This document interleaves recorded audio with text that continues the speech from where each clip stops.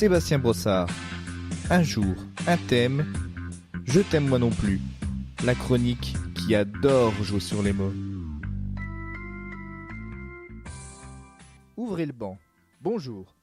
Je me jette avidement à l'assaut du monde et dans un premier temps sur mon clavier pour composer cette 7e symphonie textuelle.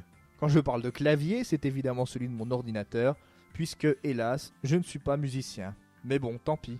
Encore une fois, c'est à ma génitrice que je dois le sujet du jour, et je l'en remercie, ce qui est normal, car comme le disait la mère du jeune Forrest Gump, n'est normal que la normalité. Et la normalité, comme son nom l'indique, est une réalité, et non une histoire à dormir debout. Voilà, je vais siffloter 2 secondes de Beethoven pour vous laisser le temps de la voir, celle-là. Bien, le thème du jour, comme vous l'aurez deviné, est assez reposant puisqu'il s'agit d'un banc. J'ai creusé le sujet pour qu'on ne m'accuse pas de faire banquette, et j'ai fini par trouver quelques dossiers. L'infortuné inventeur de cet objet est un Français du XVe siècle, un certain Jean-Claude Duss. C'est Duss avec un D comme Duss. Hélas, il ne parvient jamais à conclure, son projet restant à l'état de plan, et se fit voler sa brillante idée par Michel Ban, qui lui donnera son nom. Duss laissera également filer un révolutionnaire système d'éclairage que dérobera un de ses disciples, qui n'était pourtant pas une lumière, le tristement célèbre Lampal Eugène. Les bancs, c'est comme les produits laitiers. Nos amis pour la vie. Dans les premiers mois de l'homme, il est d'abord bambin. Puis, les années passent, comme la nausée après une gueule de bois, et on use nos fonds de culotte sur ceux de l'école.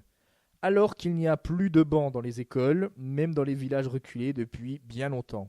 D'ailleurs, dans ces villages, il n'y a même bien souvent plus d'école du tout.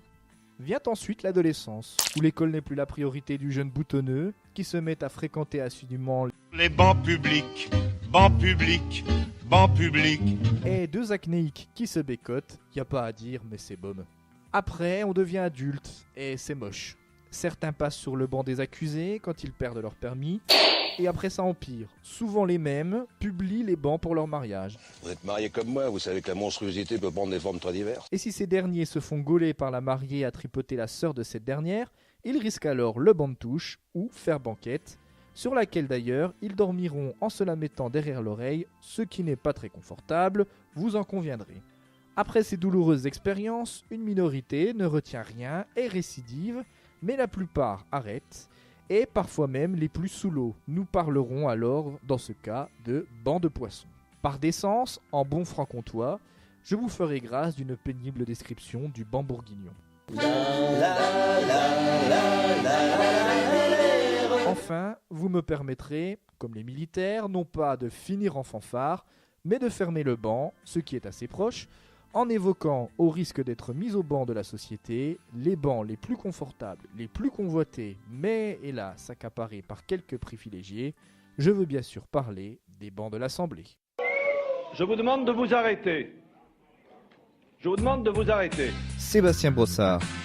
Un jour, un thème, je t'aime moi non plus. La chronique qui adore jouer sur les mots.